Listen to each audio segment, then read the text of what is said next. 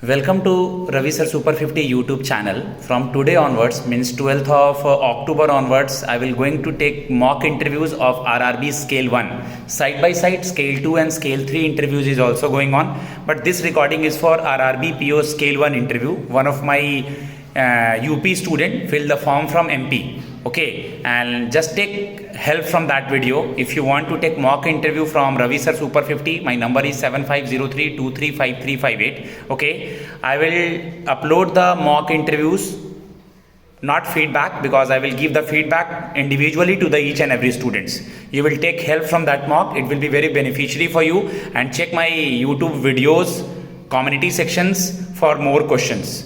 Okay, start. My name is sir. Yes, please come.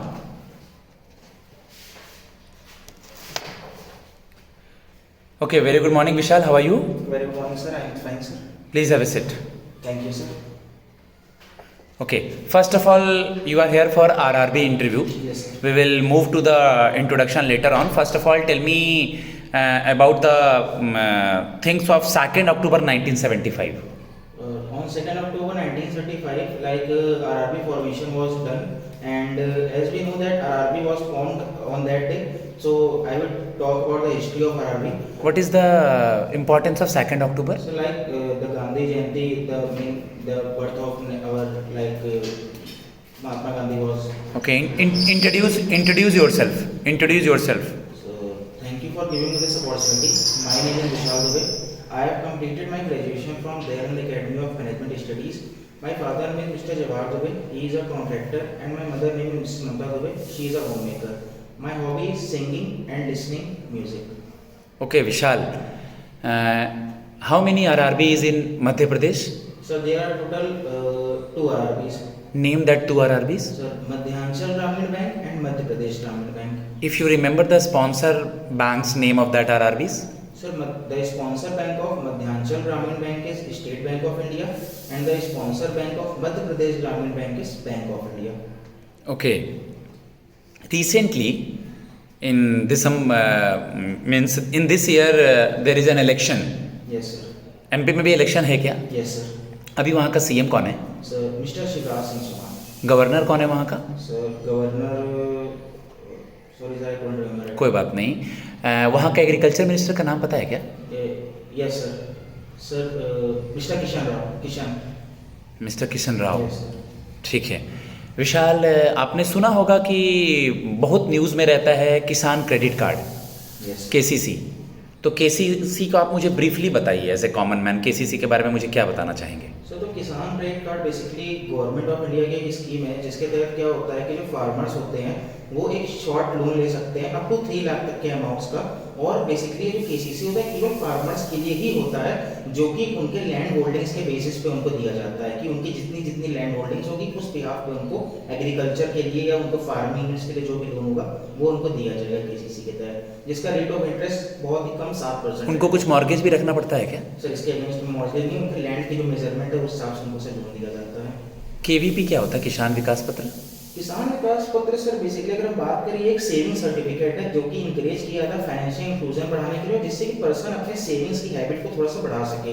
ये क्या होता है सर, इसमें एक पर्सन अपना अमाउंट डिपॉजिट करता है जो कि 115 डेज के बाद उसका मैच्योरिटी पीरियड पूरा हो जाता है, और उस टाइम पीरियड में उसका अमाउंट जो है जब मैच्योरिटी पीरियड ओवर होती है तो डबल हो जाता है, जिसका इस समय रेट ऑफ इंटरेस्ट है 7.5% है। आपने सुना है ई-नैम के बारे में? यस सर, सुना। Electronic national agricultural market, Yes, sir. कुछ बताएंगे इसके बारे में? ई-नैम बेसिकली सर एक, जैसे कि हमको नाम से पता चला इलेक्ट्रॉनिक, यानी ये एक इलेक्ट्रॉनिक मार्केट है जिसके तहत फार्मर्स क्या होते हैं कि अपने जो भी एग्रीकल्चर प्रोडक्ट्स हैं वो वाया डायरेक्ट उस ऑनलाइन प्लेटफॉर्म पे ही ट्रेड कर सकते हैं, जहां से कि उनको एक फेयर प्राइस मिल सकता है।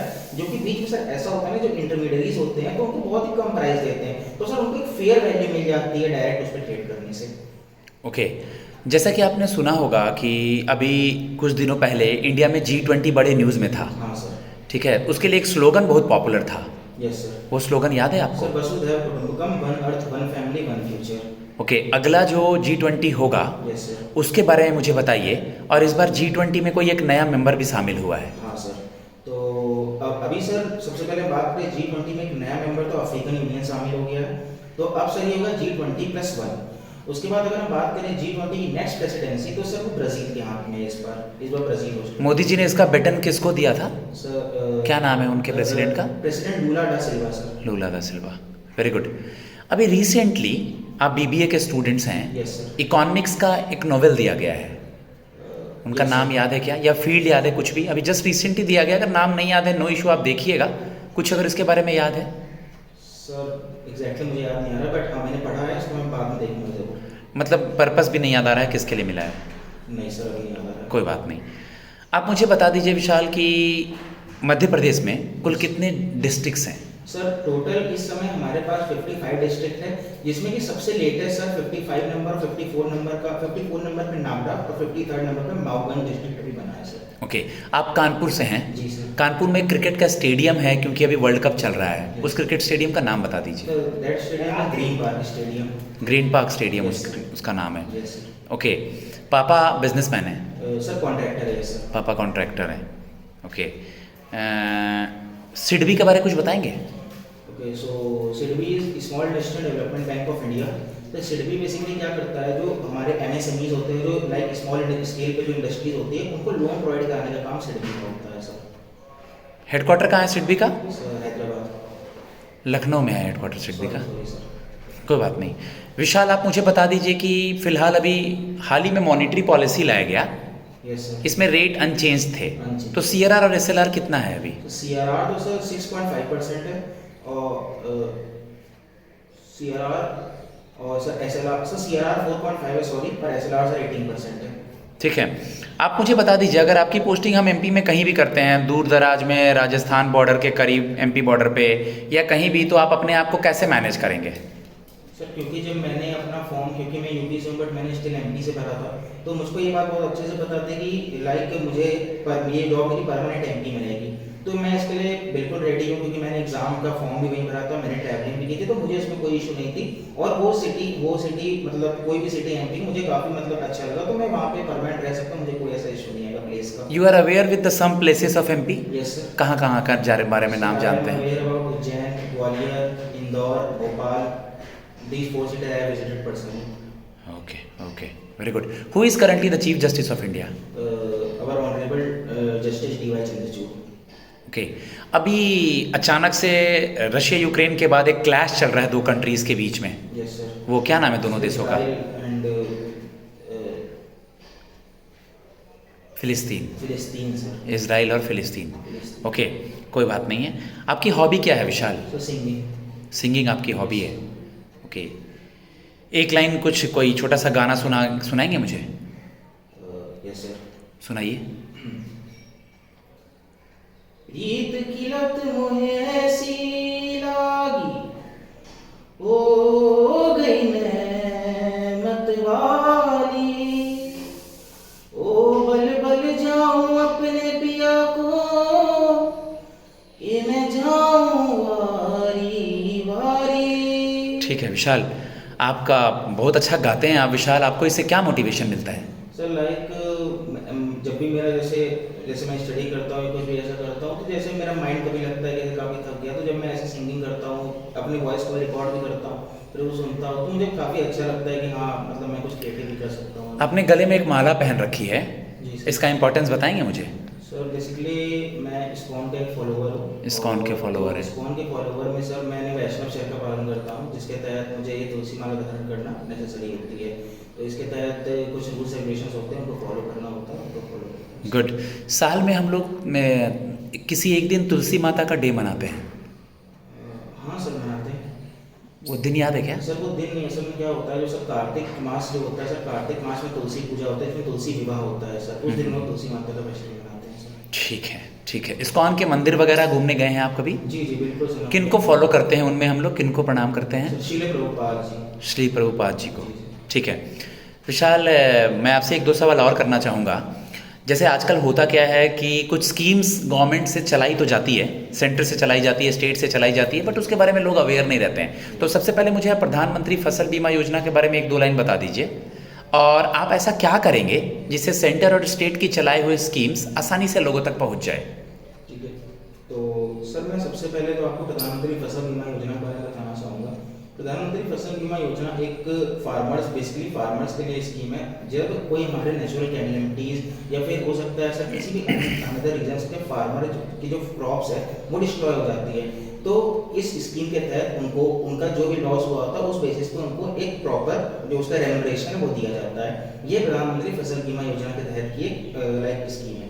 फिर अगर हम बात करें कि जैसे जो स्कीम से लोग अवेयर नहीं है, तो उनको अवेयर करने के लिए बहुत सारे कैंपेन्स ऑलरेडी गवर्नमेंट चला रही है। बट अगर हम अपने पर्सनल पे बात करें कि हम कैसे करेंगे, तो सर हम उन पर्सनल एक डिस्ट्रिक्ट को देखेंगे कि कौन से डिस्ट्रिक्ट में उन स्कीम्स की कमी है, वहाँ पर जाकर लोगों को अवेयर करना है, उनको बताना है कि इस स्कीम से आपको क्या बेनिफिट है। और अभी जो आप इसके अगेंस्ट में आप कोई ना कोई स्कीम उसको यूज़ कर रहे होंगे, बट इस स्कीम को यूज़ करने का आपको क्या ज़्यादा फायदा मिल सकता है, लाइक गवर्नमेंट इसमें क्या आपको बेनिफिट्स दे रही है, ये सारी चीज़ें ज़्यादा आगे सर प्रमोट करें। आपने अपना BBA कब कंप्लीट किया? Sir 2021।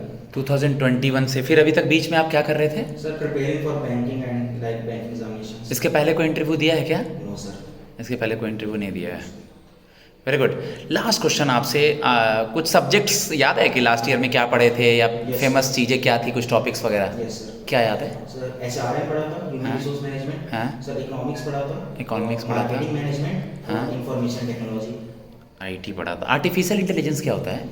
Sir artificial intelligence basically आप ये कह सकते हैं कि जैसे आज क्या हो रहा है कि हम जो एक काम जो ह्यूमन कर सकता है, सेम काम वो मशीन कर सकती है और ज़्यादा एफिशिएंटली कर सकती है, जिससे क्या होता है हमारा ह्यूमन का जो लेबर एफर्ट है वो थोड़ा सा कम हो जाता है, क्योंकि आर्टिफिशियल इंटेलिजेंस उस काम को सेम काम को बहुत अच्छे तरीके से कर लेता है। इसलिए आर्टिफिशियल इंटेलिजेंस का आजकल इवन बैंकिंग में भी सर बहुत यूज़ हो रहा है। हम लोग कस्टमाइज प्रोडक्ट जो है वो कस्टमर्स को डिलीवर करते हैं, तो इसलिए आर्टिफिशियल इंटेलिजेंस। आपने कहा कि आपने मार्केटिंग भी पढ़ा है। Yes sir. तो आप मुझे ये बता दीजिए कि कस्टमर और कंज्यूमर में क्या डिफरेंस है? सर कस्टमर कंज्यूमर बहुत ही छोटा माइनर सा डिफरेंस है कि मान लीजिए मैंने फ़ोन खरीदा, मैंने दुकान से आकर फ़ोन को परचेस किया, उस दुकानदार के लिए मैं कस्टमर हूँ क्योंकि मैंने उसको परचेस किया। बट उस फ़ोन को जो एंड पर्सन यूज़ करेगा, हो सकता है मैं यूज़ करके मेरी सिस्टर यूज़ करे या मेरा कोई फ्रेंड यूज़ करे, जो उस आर्टिकल को यूज़ करेगा that is the consumer sir. Very good, very good. Okay, thanks a lot for today interview. Okay guys, now I am going to give the feedback to the Vishal. Okay, you guys take help from that mock and start revision of your education qualification, banking, recent current affairs. Take help from my videos. Okay, agricultural things also, because I know that you guys are having IBPS mains, SBI PO pre, but in between that all students have to do the same thing. So please don't panic. If you are panicking, contact with me. I am here for you guys. Jai Maa Saraswati.